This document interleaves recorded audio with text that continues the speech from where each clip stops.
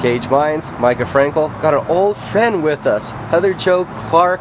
You're back in the 505. First off, how you doing? I'm doing great. I'm happy to be here. I'm happy to change it up a little bit and be out here with my family coach, Chris Luttrell and Ray Yee, and getting some great training in with Claudia and some of the other awesome fighters here. So I'm really happy to be here. So where are you planning your routes right now? Are you just kind of moving around?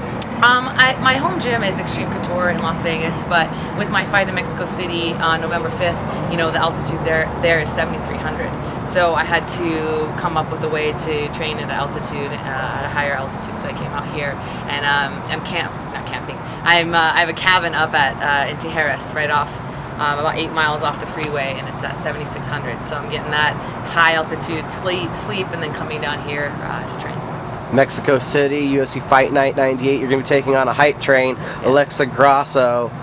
Interesting stylistic matchup, as both of you, your best asset in the fight game is your hands. So what do you like about this matchup? I don't know. I think that it's great because there's all this hype, and I feel like it's always fun to kind of spoil a party, and I think that it's just a great opportunity to really show the world, because I think everyone's watching her, and really to show the world that, hey, I'm meant to be here, and I'm here to stay. So as soon as you signed Mexico City, were you thinking about the difference in elevation where you were compared to the monster that's going to be? Yeah, absolutely. I immediately started trying to figure out how I was going to take care of it and train appropriately. Now go back a little bit. The emotional win over Beck Rollins, coming back from the knee injuries. Tell us a little bit about it from your perspective. So, winning that fight with Beck was just amazing because, one, of all the crap that I dealt with on the show, and then being able to beat her with one leg was like a big statement for me and I think for everybody. And so, dove into ACL repair 3 days after the fight, and man, that was tough. Like, the recovery from that took way longer than expected. It was a lot harder than I thought, but again, it only made me stronger.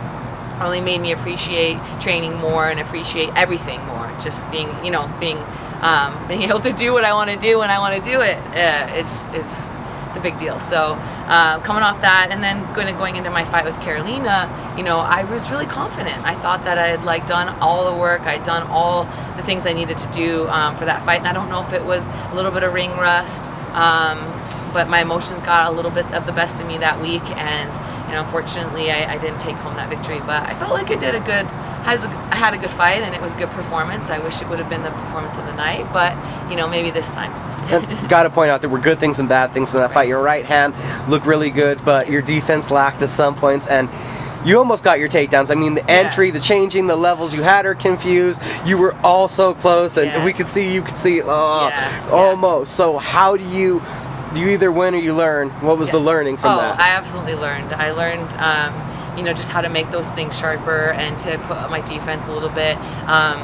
She got some really great elbows in that fight, and I had never really dealt with something like that before. I mean, I've been elbowed before, but not quite like that. So Alexa does some of that stuff. So, I'm expecting it. I've been there. I felt it, and now I'm going to stop it. And then did you get to enjoy the trip, Holland, all that? Did you anything at all? The week of the fight was great. I got to go out and kind of see some places and really experience some of the culture. And then the week after, we were set to go to Rome, but I had a broken orbital and was set for surgery. So unfortunately, I had to cancel my whole trip. It was horrible, and stay a couple extra days in Rotterdam just so that I could have the swelling come down enough to fly home. So that was unfortunate, and just made me realize that maybe don't set up plans necessarily right after the fight. Take my time and set up a proper holiday after I get home.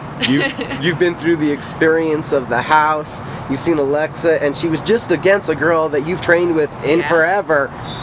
How do you use your experience and the extra experience you have to get this victory? I think just being there before, knowing what it feels like to go through those emotions, those nerves, that anxiety, all that. I think just being older, being a grown-ass woman, I bring a lot to the table. Something that Alexa, I saw when I was down in Mexico City doing some media with her, was like she was kind of overwhelmed a little bit by the media, and she even said to me, like, is this always how much media we have to do, and I'm like, no, girl, this is on you. This is for you, and kind of like let her know, like, you know, this is a lot of pressure for you. And Forrest kind of let her know as well in one of the interviews, which was really funny. But yeah, I feel like, you know, if I stay centered, and right now I'm really focusing on just winning today, winning this practice, winning tomorrow's practice, and just staying present and enjoying this journey, because you never know when it's going to end. I don't know how long I'm going to be fighting, and I just want to enjoy it. I love it. And so I'm really just enjoying every single moment. I'm being comfortable in the uncomfortable, and I'm just seizing the day. Heather Clark, as always, thank you for the time. Thank you.